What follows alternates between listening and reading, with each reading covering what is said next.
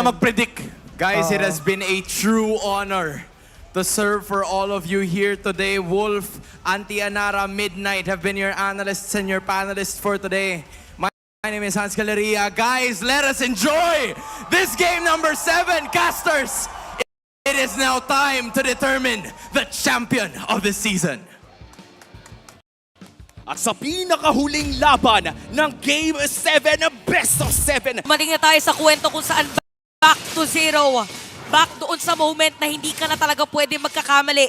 It's now or never para dito sa ating dalawang kupunan. Kailangan nilang kapitan lahat ng mga pwede. Ito na talaga history in the making. Umabot na naman tayo sa Game 7. And this time around, kalimutan mo na kung ano nangyari sa regular season. Kalimutan mo na yung mga huling game.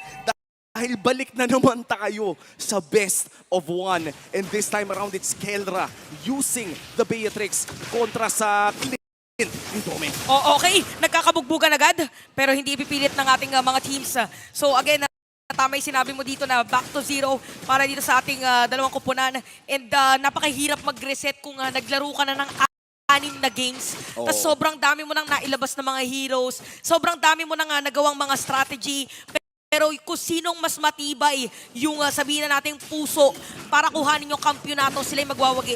Tsaka kitang-kita na dito na rin pumapasok yung suporta ng mga fans. Biruin mo, gabing-gabi na nandito pa rin sila. Patuloy na sumusuporta sa kanilang mga sinusuportahang kupunan. And for Aurora and Fnatic Onyx, I just want to say as well na ang laki ng improvement ng MLB sa Pilipinas kahit tayo na yung pinakamalakas. Biruin mo pati yung MDL natin, Game 7, tas yung MPL natin, Game 7 din. So talagang naisusulat sa history ng MPL Philippines na pataas lang ng pataas yung makikita natin from all our teams. And kita din natin ngayon that even for Fnatic Onyx Philippines, parang nagiging maingat na rin sila kung sa pwedeng puntahan against Aurora. First turtle pa lang, mukhang bakbakan na agad. Demon kahit hindi tatama ang Spear of Alpha, pero defensive naman ata ang kanyang paggamit. Avatar of the Guardian, hindi tatama, pero ito na ang real world! At makukuha na nga ni Demon kahit dito ipag-o ang first blood naman para kay Yue.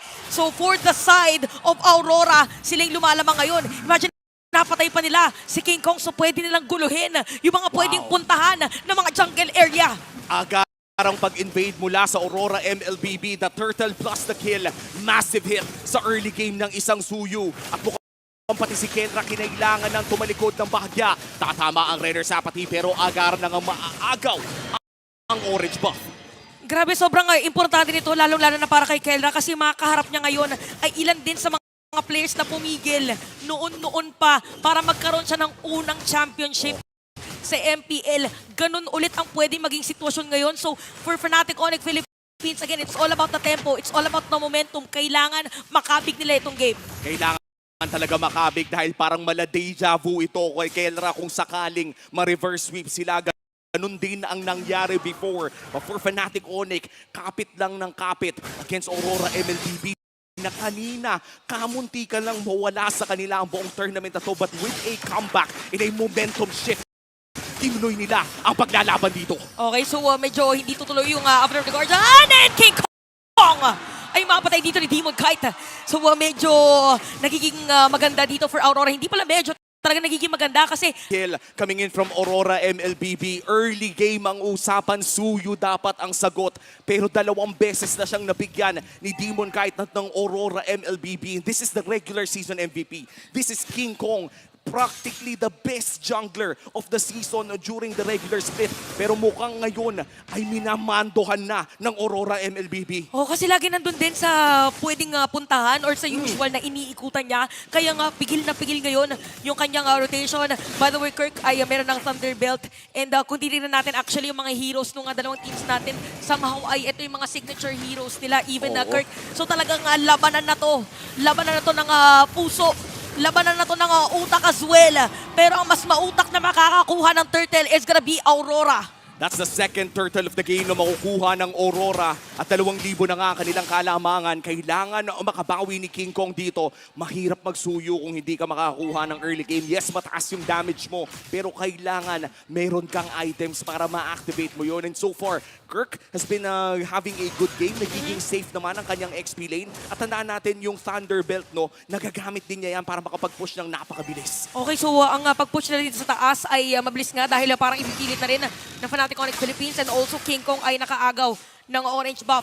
So successfully masisira nila yan. Probably ay liliit yung kalamangan ng Aurora. Pero ganun din naman, parang nagkaroon din ng space si Domeng doon sa may bottom lane. Hindi man nila nasulit yung plating, mukhang mapapabagsak naman nila ang Torre dahil na rin sa angking damage ng isang Clint pick. Magiging trade lamang ang ating mga Torre doon sa taas at mabubuhay naman si Brusco. 2-0 ang ating kill score at lamang pa rin ang Aurora MLBB. O 2K gold lead para sa kanila and parang very unusual for Fnatic Onyx Philippines na parang sila yung medyo napapaback That's true. doon sa may Riverside kasi nasanay tayo sa lahat ng nanonood din for sure ay mag-a-agree na sila yung parang nauuna doon sa mga positioning and ano to, choto ni Brusco. O kumbaga parang sanay tayo na umaabante talaga yung Fnatic Onyx. No? As you said, sanay tayo na Onyx ang agresibo in the early game. Pero Aurora MLBB ngayon ang nangunguna against Fnatic Onyx. And hopefully we do see that identity coming from Onyx. No? Dahil ito yung nagpapanalo sa kanila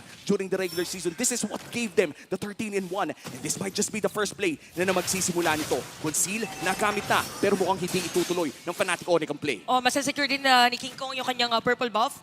So, Retribution ay successfully magagamit niya. So, ibig sabihin, madaling pwedeng makuha ng Aurora yung turtle kasi wala nang retry dito si King Kong. So, kaya pala pumwesto sila doon is para ma-force na rin yung spell. So, ano ba, magiging mahaba ba tong game natin or parang ewan ko kung ma-team fight ba to or hindi?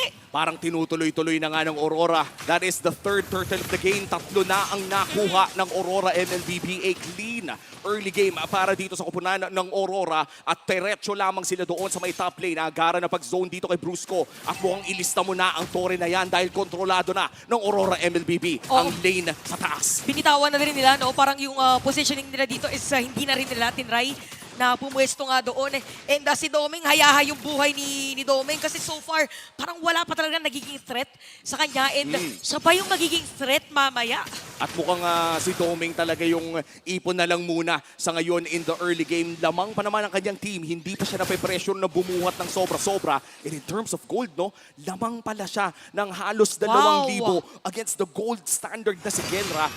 Pero in terms of damage naman, no, ay nandyan naman na yung damage ni Kenra. May Fury Hammer with 2 Legion Sword. Kapag nabuo ang BOD, kaya na rin mang-burst niyan. Good storyline na nabanggit mo ang gold standard at next standard dahil talagang magkakatutukan yan mamaya pagdating sa ating laban. But definitely sa may middle lane, pero set up play. Wow! Guard ay tatawagin. Hindi mo kaya still alive para mamabaliktad pa yata.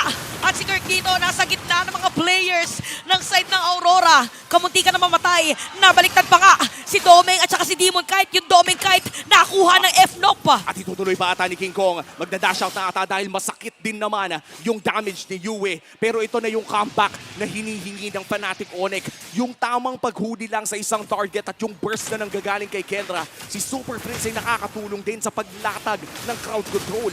A very, very close game ngayon after that kill. Still, lamang naman ang Aurora ng 1,000. Pero ito nga yung tinatawag nating gold lead na kaya pa rin to-team fight. Oh, parang ito yung mga moments na pag nanalo sa isa pang team fight, yung side ng F-knock, pwede na balik ta rin. So kung ikaw ay parte ng Aurora o ikaw ay parte ng mga Sonics, ito na yung pagkakataon na ilabas ang mga energy ball dahil Lord na ang pag-aagawan ng ating mga teams. Makapigil hininga na first Lord. Unang Lord pa lamang ito pero momentum shifter kasi ang pinakaunang Lord, half HP na. Aurora MLBB ang may hawak pero ito na ang point of entry ng Fnatic Onyx. Papato na ng first down, Renegade! Si Renegade mapipigilan yung kanyang pagpasok. Demon Kite pa rin na makakascare ng Lord pero nagkakapalitan ng mga skills pero mga Jabombits na gagamitin doon. Kirk ay makapatay dito si Edward at tuloy pa rin yata yung laban ni Deka. Kakalas na sila. 3 sa 3 ang natira. 2 for 2 ang naging trade. Pero Lord ay secured pa rin in Demon Kite. Kaya kailangan munang dumepensa ng Fnatic Onyx.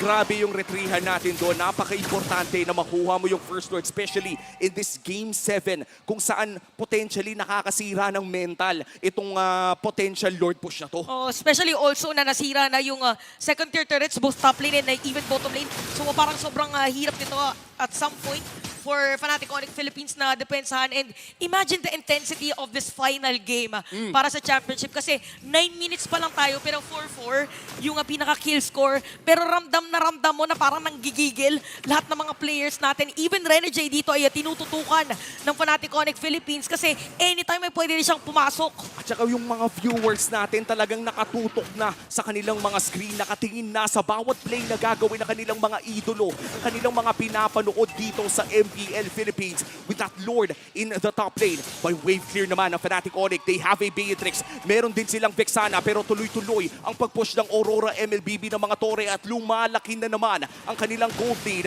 Punta muli sa 2K. Parang ganito yata yung magiging juggle nung pinaka-game natin. Magta-try mag-push. Oy, wait lang, 4 na players to at na-face check ni Yue. Pero may pang-escape naman yung Suyu. Napakadaming dash ng isang Suyo ngayon. Kaya nga nakikita natin na first pick yan in the blue side. Aurora MLBB still a 1.7k gold lead. Anybody's game pa rin ito.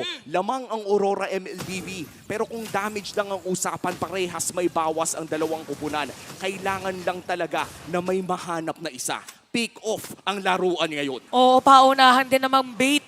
Aside from pick off kasi minsan yung akalang mapipick off ng isang team, Oo. yun pala ay pinaka-bait lang nila. Uy, pero si King Kong ay kanina pa nag-iisa. Pero alam niya din na merong players from Aurora doon sa side na yun. Tsaka nakahabol na siya sa gold dahil kung Oo, titignan ano? natin, parehas na 200 na lang ang lamang ni Demon Kite. Pero in terms of map control, lamang pa rin ang Aurora MLBB. Patuloy na nagpo-push ang mga wave sa Aurora MLBB at lamang sila around that Lord area. Kung maitutulak pa nila yung mid lane at pati na rin ang bottom lane, malaking tulong yan para sa kanila sa upcoming Lord fight natin, which is a Luminous Lord na lalabas na 20 seconds from now. 20 seconds guys sa lahat ng mga nanonood. I-ready nyo yung mga sigaw nyo dahil probably ayaw pwede makasira ng inhibitor turret kung sino man makakapag-secure ng Lord na to or pwede din na maging sobrang mahaba yung kanilang sayaw. Again, this is the final game. At after ilang minuto ay magkakaroon na tayo ng bagong kampyon sa MPL Philippines Season 14. Di na pwedeng magkamali. Lahat ng pre-practice, lahat ng inaral, lahat ng pinanood. Dito na dapat tatatak iyon. Kirk, Earthshatter, hindi tumama. Edward with a taunt. Onward nandyan na ang Lord. Masesecure ng Alpha. At may kita natin na Aurora nga makakakuha ng Lord. Pero mga players dito na Aurora, medyo mawala ng buhay. Nag-flick out dito si Brusco. Flick out din para kay Kelrat. Demon Kite's gonna be down. Bang! At bigla, ako nga pala yung next standard. Sabi niya dito sa gold standard. The Flicker Shotgun. Pinakita na ni Doming.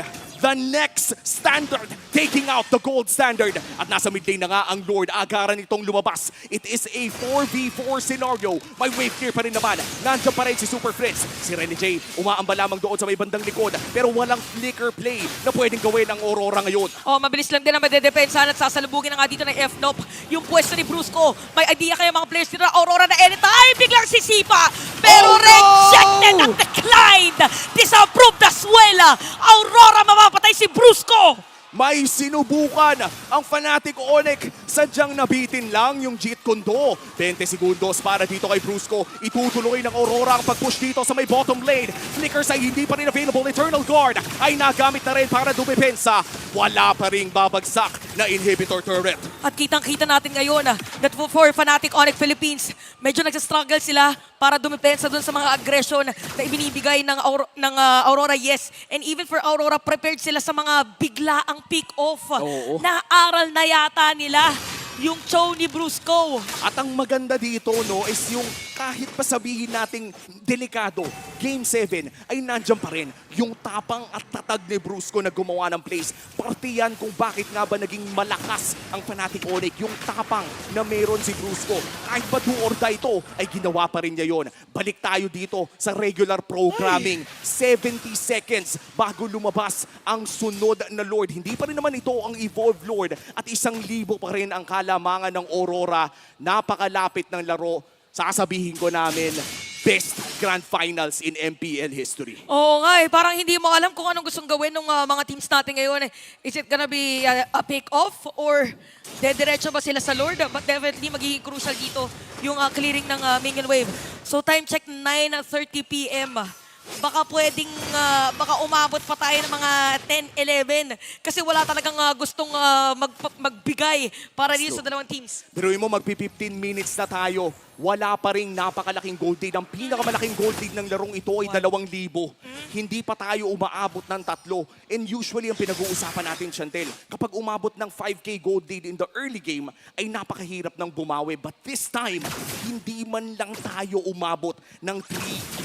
And 15 Grabe. seconds, no, lalabas na yung Lord. This is still not an evolved Lord, pero may tsansa na tumagal ang Lord Dance naman this time around. Oh, parang nagiging pinaka-edge dito ng Aurora. Correct me if I'm wrong, is yung pagkakasira ng dalawang tore ng FNOP doon sa may gitna. Kaya hindi sila masyado makapag-advance. So again, wala pa naman nasisira ng mga inhibitor turrets dito para sa FNOP. Pero dedepensa ba sila? Gagawa ba sila ng play? Hindi natin alam. So si Brusco at si Renny J nagkakitaan na. Nandito rin si Edward for the vision. Kirk, humaharap na rin. One-man knock-up, hindi tatama yung Renner's Apathy. Low HP on the Lord. Critical mass, tumama na dito. Yung implosion at pinato na rin yung Spear of Alpha. Nakapag-flicker out si Brusco. Ito na naman yung laban ni si Lord. King Kong is down. I repeat. King Kong is down. Pero si Super Friends, so kanyang kakampi, ang makakakuha ng Lord. Ilalaban pa ng mga players dito sa side na Aurora. Pumasok si Edward. Sisipain pa nga ni Brusco. Kelra! Si Kirk. Kelra! Si Kelra at nandito na nga ang kanyang mga kakampi. Si Sniper! Tommy Babanes. Bang! At ito na ang sagot kung kanina galing sa next standard. Ito na ang bala ng gold standard. Biglang pagpalit ng weapon. Biglang pagtutok at release. Tick-tack! Boom! Kelra with the kill! At bigla na nga nabaliktad yung ating laban. Meron pang Lord na bitbit ang Fnatic Onyx Philippines. At dito na nga natin makikita, Kelra, the Underground King of MPL. Pinapakita nga ba kung bakit siya tinawag na gold standard. A 5v5 na pwedeng mangyari dito sa loob ng base ng Aurora. 1 segundo para kay Domeng. Ang Lord nasa taas, pero ang Kola ata ay kumalma na muna. Another game extended for this grand finals. Parang malaride lang sa EK. Yung Vikings. Ewan ko, men. Hindi ko na alam. Umiikot na rin yung mundo ko dito, Chantel. Nung tumama yung sniper ni Kelra, para akong pinadala sa ibang mundo. Nalilito na rin ako. Hindi ko na Umaalog alam. ang venue. Hindi ko na alam kung anong susunod na mga mangyayari. At hindi ko rin alam kung may last trip pa ba. Di ko alam. But at this point, 80 seconds bagong Evolved Lord. MPL Philippines, ito yung dalawang teams na ipapadala Hinga muna. natin sa M6. Sa lahat na nanonood, inhale, Exhale. exhale. Hi. Hi, buhay. Ayan na, naririnig natin sigawan. Naririnig natin ang sigawan ng mga taga-suporta ng mga teams natin ngayon. Naglalabanan sila ngayon. Sinisigaw nila ang laman ng kanilang mga puso. Ibigay na ang lahat. Dahil sinabi mo na kanina, Chantel, iilang minuto na lang ay may bago ng hari ang MPL Philippines. A dawn of a new era. Mga bagong pangalan na umuusbong dito sa ating liga. Fnatic, Onyx, and Aurora MLBB. Still a very close game kung yung gold lead lang ang tinitignan ay hindi pa rin lalagpas ng 3,000 yan. Dikit na dikit. Dikit na dikit, pero for Fnatic Onyx Philippines, nakasira sila ng inhibitor turret sa top. So kung ikaw yung Aurora ngayon, ang dami mo nang pwedeng isipin.